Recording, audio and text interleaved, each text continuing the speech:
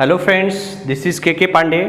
सबसे पहले आप सभी का मेरे YouTube channel vision the English गुरु में स्वागत है। फ्रेंड्स, आज आप लोगों के लिए मैं प्रेजेंट एंड डेफिनिट टेंस का पार्ट 2 लेकर के आया हूं। मैंने पार्ट 1 में ही आपका बहुत सारे मैक्सिमम कन्फ्यूजन क्लियर कर दिया था, फिर भी मैंने सोचा कि एक ओवरव्यू आप लोगों को फिर से प्रेजेंट एंड डेफिनिट टेंस पर दे ही दूँ। देखिए friends, present and definite tense उस टेंस को कहते हैं जिस वाक्य की क्रिया के अंत में ता है, ती है, ते हैं, ते हो, ताहू लगा रहता है, उसे प्रेजेंट एंड डेफिनिट टेंस कहते हैं। इस टेंस की हेल्पिंग वर्ब फ्रेंड्स डू या डज होता है।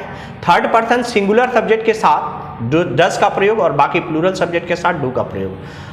रूल्स फ्रेंड्स, अफर्मेटिव सेंटेंस बनाने के लिए सब्जेक्ट के बाद वर्ब या वर्ब में एस आई एस का प्रयोग करेंगे फ्रेंड्स। सिंगुलर सब्जेक्ट रहेगा तो वर्ब में एस आई एस जोड़ करके लिखेंगे, प्लूरल सब्जेक्ट रहेगा तो केवल वर्ब लिखेंगे।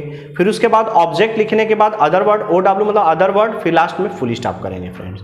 निगेटिव सेंटेंस बनाने के लिए सब्जेक्ट के बाद डू या डज का प्रयोग अकॉर्डिंग टू सब्जेक्ट करने के बाद एन मतलब नॉट या नेवर का प्रयोग करेंगे, यानी कि डू या डज लिखने के बाद नॉट या नेवर, फिर V1 plus object plus O W यानी अदर वर्ड, लास्ट में फुल स्टॉप का प्रयोग करेंगे।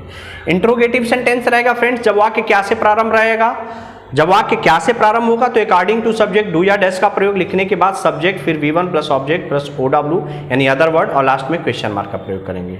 इंट्रोगेटिव सेंटेंस का दूसरा वाक्य, दूसरा टाइप, जब वाक्य के बीच में कब, क्यों, कैसे नहीं इंट्रोगेटिव वर्ड आया रहता है तो सबसे पहले इंट्रोगेटिव वर्ड यानी कि उस शब्द की स्पेलिंग सबसे पहले लिखेंगे, फिर अकॉर्डिंग टू सब्जेक्ट डू या डैश का प्रयोग करने के बाद सब्जेक्ट, फिर V1 plus object plus O W last में क्वेश्चन मार्क का प्रयोग करेंगे। इंट्रोगेटिव एंड निगेटिव जब वाक्य क्या से प्रारंभ होगा फ्रेंड्स तो डू या डज का प्रयोग अकॉर्डिंग टू सब्जेक्ट करेंगे और सब्जेक्ट के बाद नॉट या नेवर का प्रयोग करेंगे, क्योंकि इंट्रोगेटिव एंड निगेटिव में नॉट का स्थान फ्रेंड्स फिक्स है।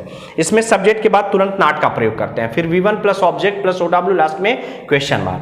और फिर उसके बाद इंट्रोगेटिव एंड निगेटिव का दूसरा पार्ट, यदि वाक्य के बीच में कब, क्यों, कैसे आ रहेगा तो इंट्रोगेटिव वर्ड प्लस डू या डज अकॉर्डिंग टू सब्जेक्ट, फिर नॉट या नेवर, फिर V1 plus object plus O W last में question mark. Friends I W मतलब इंट्रोगेटिव वर्ड होता है फ्रेंड्स, इंट्रोगेटिव वर्ड मतलब WH फैमिली, तो इसके अंतर्गत ही आएंगे। एन मतलब नॉट या नेवर। सो अब वाक्य को बनाने का प्रयास करते हैं फ्रेंड्स। जैसे वाक्य में अगर आपको दिया रहेगा वह तैरना पसंद करती है, तो कौन तैरना पसंद करती है, तो वह एक लड़की है, तो फ्रेंड्स सी होगा, सी लाइक्स, वह पसंद करती है, टू स्विम मतलब तैरना, SWIM होता है फ्रेंड्स, स्विम की स्पेलिंग SWIM और लास्ट में फुल स्टॉप कर देंगे। सो फ्रेंड्स, इसका translation she likes to swim होगा, वह चाय बनाना जानती है। इसको देखिए friends, she knows to prepare tea. इसका एक ये ट्रांसलेशन एक और भी मॉडर्न इंग्लिश में इस्तेमाल किया जा रहा है फ्रेंड्स, जैसे she knows how to prepare tea. Friends, जैसे वह पढ़ना जानता है तो ही नोज, सॉरी फ्रेंड्स यहाँ नोज होगा, she knows to prepare tea या she knows how to prepare, क्योंकि सिंगुलर सब्जेक्ट रहेगा तो वर्ब में एस आई एस जुड़ेगा। तो जैसे वह चाय बनाना जानती है तो she knows how to prepare tea या she knows to prepare T.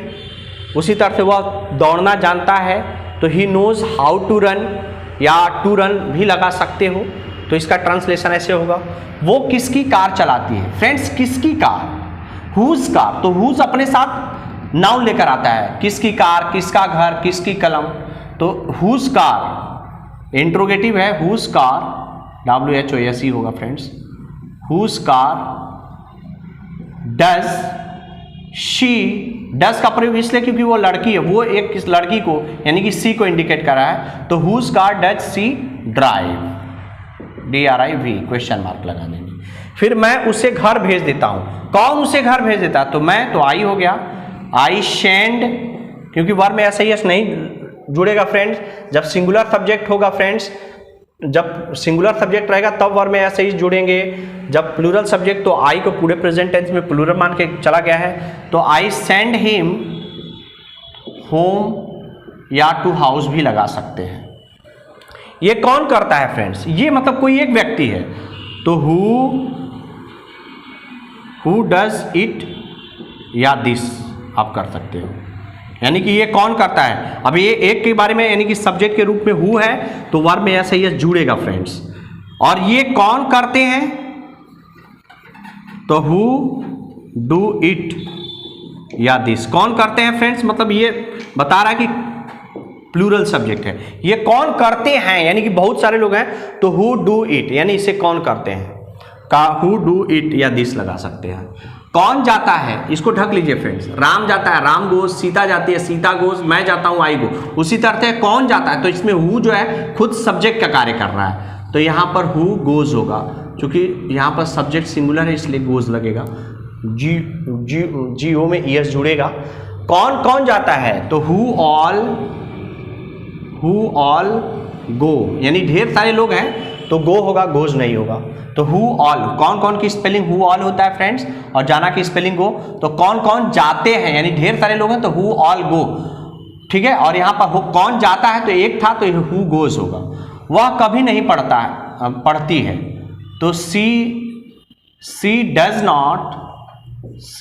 Not read ever, EVER friends, EVER। या इसका एक और भी मॉडर्न तरीके से बनता है सी नेवर रीड्स। ये स्पेशल टाइप्स है फ्रेंड्स। जब सब्जेक्ट सिंगुलर हो और वाक्य में कभी नहीं दिया हो तो नेवर लिख करके वर्ब में ऐसा ही जोड़ेंगे। अगर रहता कि तुम कभी नहीं पढ़ते हो तो यू नेवर रीड होता। अब क्योंकि यू प्लूरल था तो वर्ब में ऐसा ही नहीं जुड़ेगा। अब नेक्स्ट देखें, कौन नहीं जाता तो कौन नहीं जाता की spelling who does not go होगा फ्रेंड्स। क्योंकि निगेटिव है, हु सिंगुलर है तो डज नॉट का प्रयोग होगा। यहां से देख सकते हैं सब्जेक्ट के बाद डू या डज का प्रयोग रिगार्डिंग टू सब्जेक्ट, फिर नॉट या नेवर का प्रयोग करेंगे। तो हु डज नॉट गो। तुम पढ़ते तो हो, देखिए फ्रेंड्स ये वेरी वेरी इंटरेस्टिंग सेंटेंस है। तुम पढ़ते तो हो, वाक्य में जोर या प्रभाव दिया जाए। तुम पढ़ते तो हो तो ऐसे वाक्यों में सब्जेक्ट के बाद तुरंत हेल्पिंग वर्ब आता है। तो यू डू रीड। और सीता पढ़ती तो हो अगर रहता तो सीता डज रीड। राम पढ़ता तो है तो राम डज रीड। मैं पढ़ता तो हूं तो आई डू रीड होगा। यानी अकॉर्डिंग टू सब्जेक्ट यहां पर तुरंत हेल्पिंग वर्ब का प्रयोग करेंगे। वह कब से पढ़ता है तो सिंस व्हेन। कब से की स्पेलिंग फ्रेंड्स सिंस व्हेन होती है। Since when does he read. वह कब कब पढ़ता है तो कब कब की स्पेलिंग हाउ ऑफेन होता है फ्रेंड्स। How often. अगर कोई इंट्रोगेटिव वर्ड में प्रॉब्लम हो WH फैमिली में तो मेरा एक वीडियो बना हुआ है, आराम से आप जाकर के देख सकते हैं। How often does he read. वह कब कब पढ़ता है। तो ये रहा पूरा एक्सरसाइज प्रैक्टिस फ्रेंड्स। आशा करते हैं कि इस वीडियो में आपका प्रेजेंट NFP टेंस 100% क्लियर हो गया होगा। और बाकी रहा प्रैक्टिस फ्रेंड्स, आप हर एक चैप्टर पर प्रैक्टिस करें। कोई प्रॉब्लम्स हो तो कमेंट करके जरूर लिखें। और यदि वीडियो समझ में आया होगा तो लाइक शेयर और सब्सक्राइब जरूर करिएगा। थैंक्स।